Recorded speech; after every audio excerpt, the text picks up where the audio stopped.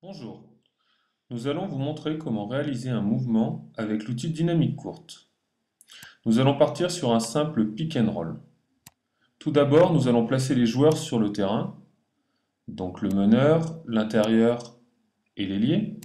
Sur la droite, une liste reprend les éléments présents sur le terrain. Le joueur 1 a le ballon. Le joueur 5 va à l'écran. Pour cela, on sélectionne la flèche adéquate. Un premier clic pour l'origine, un second clic pour le point intermédiaire, un double clic pour terminer la flèche. Enfin, on ajoute la séquence. Le joueur 1 prend l'écran.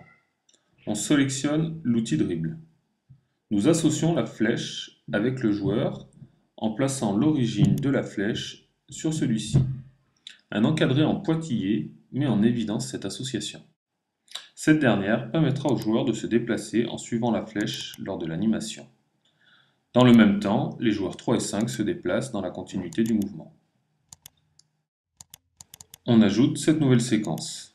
Dans la séquence suivante, le joueur 1 passe à 5, qui prend le tir dans la dernière séquence.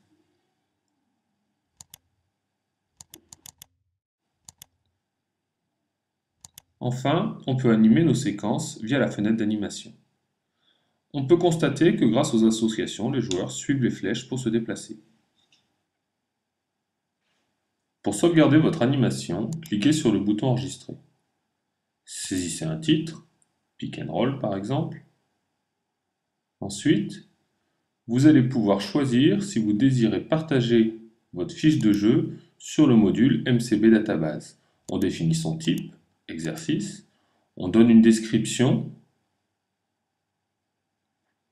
on va lui définir un niveau, de poussin à senior, un intérêt. Enfin, on va donner des mots-clés pour que le moteur de recherche trouve facilement votre fiche de jeu. Voilà, nous venons de voir ensemble les techniques élémentaires pour réaliser vos fiches de jeu.